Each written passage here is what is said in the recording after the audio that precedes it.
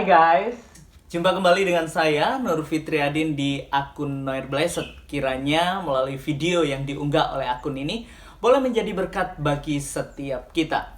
Dalam video kali ini kita masih akan membahas seputar kuliner non halal yang diadakan di Solo ya, sebuah festival Nusantara di mana beberapa waktu yang lalu mendapatkan kritikan bahkan dihentikan secara paksa oleh beberapa segelintir ormas ya tentunya yang mengatasnamakan Islam. Nah, siapa sih sebenarnya dalang dibalik penghentian secara paksa festival kuliner non halal itu?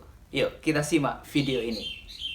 Solo atau Surakarta memang menjadi markas kelompok Islamis, yaitu kelompok yang mengatasnamakan gerakannya untuk kepentingan Islam dengan cara opresif dan intoleran. Di Solo, bahkan ada banyak jenis laskar Islam yang kerap melakukan sweeping dan membuat ujaran kebencian beragama. Ada 3 tingkatan kelompok Islamis di Solo.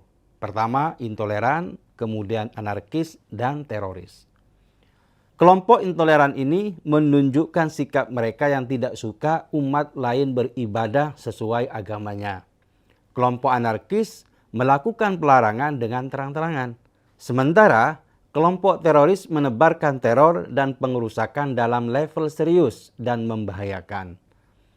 Belum lama ini kelompok intoleran dan anarkis kembali membuat ulah di Solo. Sebuah kegiatan kuliner yang diberi judul Festival Kuliner Pecinan Nusantara diprotes oleh kelompok bernama Dewan Syariah Kota Surakarta atau DSKS. Kuliner non halal itu sempat dihentikan karena penyelenggara takut akan terjadi tindakan anarkis dari para pemprotes. Acara itu dimulai dari tanggal 3 sampai tanggal 7 Juli 2024. Isinya adalah pedagang kecil yang datang dari berbagai daerah di Solo dan sekitarnya. Tujuannya selain untuk mendorong pertumbuhan pengusaha kuliner kecil, juga untuk merawat kekayaan budaya Nusantara. Para pemprotes mengatakan kegiatan itu dilakukan secara vulgar atau terang-terangan. Mereka membuat pernyataan sikap yang isinya meminta masyarakat Muslim tidak ikut terlibat. DSKS juga mengatasnamakan diri sebagai perwakilan warga yang resah atas terselenggaranya festival kuliner tersebut. Untungnya, Wali Kota Solo Gibran Raka Buming Raka sudah memerintahkan agar kuliner tetap berjalan dan dipantau. Pihak Pemkot juga sudah berkoordinasi dengan Kapolres, Dandim, FKUB, MUI, Dewan Masjid Indonesia, dan Kemenak.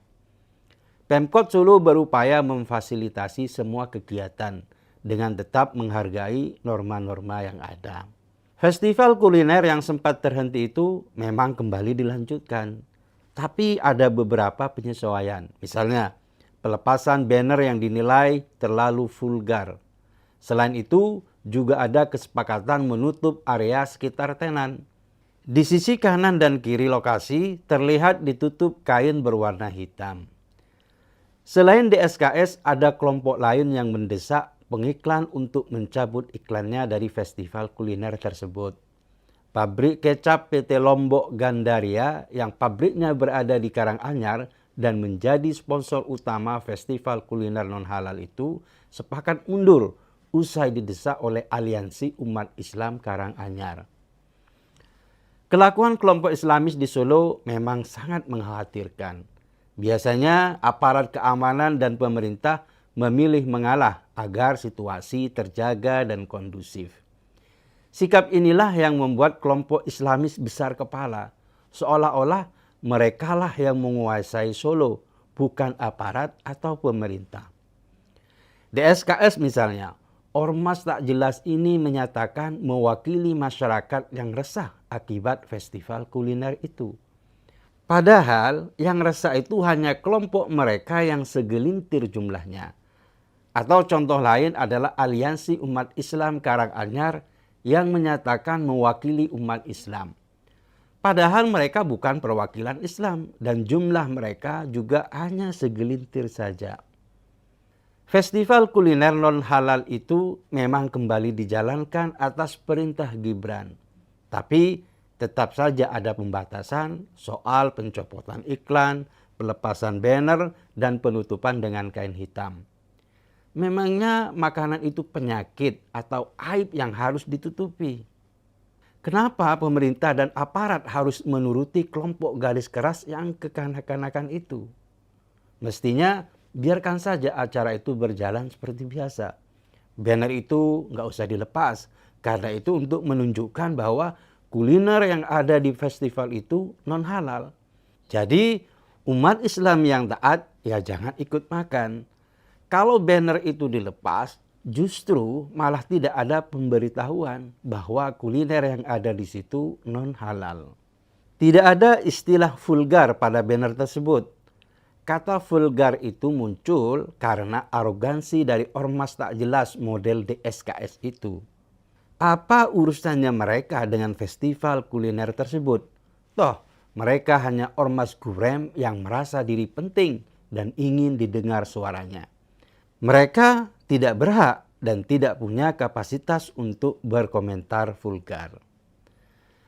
Pendekatan aparat yang sering mengorbankan minoritas demi memuaskan kelompok mayoritas itu adalah kebiasaan yang dilakukan karena mereka takut berhadapan dengan kelompok intoleran. Alasannya agar situasi kondusif itu tidak boleh mengorbankan hak kelompok minoritas.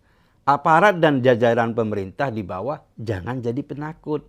Karena tindakan mereka itu seperti tuan rumah yang berkompromi dengan maling. Memang sedih jadi minoritas di Indonesia ini. Jangankan untuk mendirikan rumah ibadah, untuk menggelar acara kuliner saja dipersulit. Oleh karena itu, pemerintah dan aparat harus bersikap tegas dan tak boleh pandang bulu. Hukum harus ditegakkan untuk semua golongan. Keadilan harus didapatkan oleh semua kelompok. Apa yang ditunjukkan oleh Gibran itu adalah sebuah contoh. Tidak ada kompromi terhadap kelompok intoleran. Mestinya hal itu juga diterapkan secara utuh oleh aparat dan Pemkot Solo. Jangan direduksi. Penutupan kain dan pencopotan banner itu sudah merupakan bentuk kompromi yang berlawanan dengan perintah Gibran.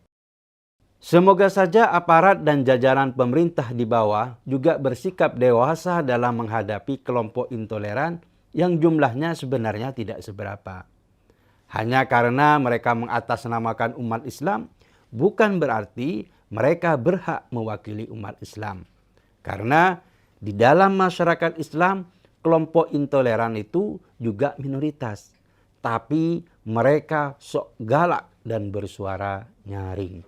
Di tengah-tengah kemajemukan negara Republik Indonesia ini, tentunya kita harus memiliki sikap toleransi yang baik antar umat beragama.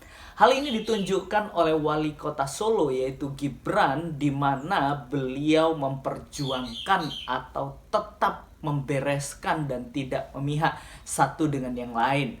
Kebanyakan di negeri ini lebih memihak terhadap kaum mayoritas dan minoritas yang dikorbankan. Itulah yang terjadi di negeri ini. Dan dengan alasan supaya kondusif, nah itu padahal itu adalah sebuah kesalahan yang dilakukan oleh pemerintah. Seharusnya pemerintah memiliki sikap yang tegas, tidak memihak satu dengan yang lain, dan saling menghormati seperti yang dilakukan oleh Gibran Raka Buming Raka, Wali Kota Solo. Kita dapat melihat bagaimana ketegasan beliau dan beliau mendapatkan julukan Bapak Toleransi. Itulah seharusnya yang menjadi contoh bagi pemerintah-pemerintah yang ada di negeri ini supaya tidak memiliki keberpihakan dengan alasan apapun, alasan kondusif, alasan apa. Padahal di sini kita dapat melihat pemerintah harus memiliki integritas, bukan dipengaruhi oleh agama-agama tertentu yang ada di negeri ini. Sebab Indonesia